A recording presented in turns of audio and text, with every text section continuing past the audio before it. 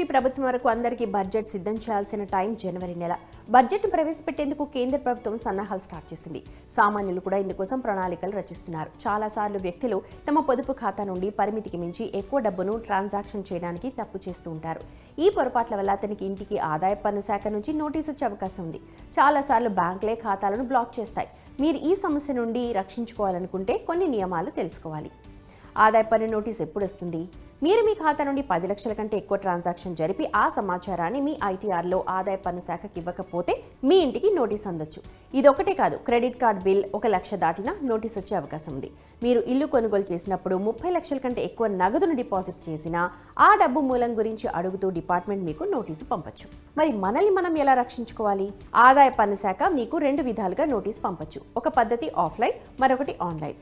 మీరు నోటీసును స్వీకరించిన తర్వాత నోటీస్ సరైనదో కాదో సీఏతో కానీ లేకపోతే మీరే ధృవీకరించుకోవాలి. మీకు ఏ జరిమానా విధించారో ప్రూఫ్ ఇవ్వనందున అటువంటి సమాచారం ఏదైనా దానిలో ఉంటే మీరు మరోసారి ఐటీఆర్ ఫైల్ చేసి ఆ వివరాలన్నీ డిపార్ట్మెంట్కి చెప్పొచ్చు. దీంతో ఆ శాఖ మీపై విధించిన పెనాల్టీని విత్డ్రా చేసుకుంటుంది. ఇక పొదుపు ఖాతాలో మీరు ఎంత డబ్బు ఉంచొచ్చో కూడా చూద్దాం.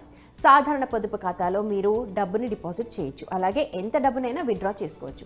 ఇందులో డబ్బు డిపాజిట్ చేయడానికి లేదా విత్డ్రా చేయడానికి ఎటువంటి లిమిట్స్ లేవు. అయితే బ్యాంక్ బ్రాంచ్కు సందర్శించడం ద్వారా నగదు డిపాజిట్ చేయడానికి, నగదు ఉపసంహరించుకోవడానికి అయితే పరిమితి ఉంది. కానీ చెక్ లేదా ఆన్లైన్ ద్వారా మీరు మీ సేవింగ్స్ అకౌంట్లో ₹1 నుంచి 1000, లక్ష, కోటి, బిలియన్ లేదా ఎన్ని రూపాయలైనా డిపాజిట్ చేసుకోవచ్చు. ఖాతాదారులు 10 లక్షలు లేదా అంతకంటే ఎక్కువ మొత్తాన్ని బ్యాంక్ నుండి విత్డ్రా చేస్తే బ్యాంక్ కంపెనీలు ప్రతి సంవత్సరం పన్ను శాఖకు సమాచారం ఇవ్వాలి. పన్ను చట్టం ప్రకారం ప్రస్తుత ఆర్థిక సంవత్సరంలో బ్యాంక్ ఆ ఖాతాల గురించి సమాచారాన్ని అందించాలి. ఒక ఆర్థిక సంవత్సరంలో పన్ను చెల్లింపుదారుల 1 లేదా అంతకంటే ఎక్కువ ఖాతాల్లో 10 లక్షలు లేదా అంతకంటే ఎక్కువ నగదు డిపాజిట్ల కోసం ఈ పరిమితి మొత్తంగా పరిగణిస్తారు. అయితే సాధారణంగా పొదుపు ఖాతాలో డిపాజిట్లకు ఎటువంటి స్థిర పరిమితి ఉండదు. అనేక సార్లు బ్యాంకులు ఖాతాను బట్టి పరిమితిని పెంచడం లేదా తగ్గించడం చేస్తాయి. మీ సేవింగ్స్ ఖాతాలో నగదు డిపాజిట్ పరిమితి 50,000 దాటితే మీరు మీ పాన్ కార్డ్ వివరాలను బ్యాంకుకి ఇవ్వాల్సి ఉంటుందని గుర్తుపెట్టుకోండి.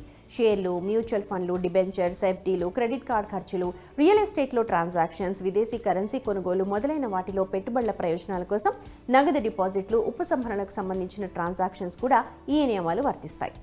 ఈ రోజుల్లో ప్రజలు గూగుల్ పే, పేటీఎం, ఫోన్పే లాంటి చెల్లింపు యాప్లనే యూజ్ చేస్తున్నారు. వారికి ఈ పరిమితి నిర్ణయించారు. National payments corporation of India ప్రకారం ఒక వ్యక్తి 24 అవర్స్లో యూపీఐ ద్వారా 1 లక్ష కంటే ఎక్కువ బదిలీ చేయలేరు. మీరు మీ సేవింగ్స్ అకౌంట్ నుండి ఇంతకంటే ఎక్కువ డబ్బుని బదిలీ చేయాలనుకుంటే మీ బ్యాంక్ యాప్లో అందుబాటులో ఉన్న నెఫ్ట్, ఆర్టీజీఎస్ వంటి సర్వీసెస్ను ఉపయోగించాలి. దీనికోసం బ్యాంకులు కూడా తమ సొంతంగా వసూలు చేస్తాయి ఫీజుల్ని.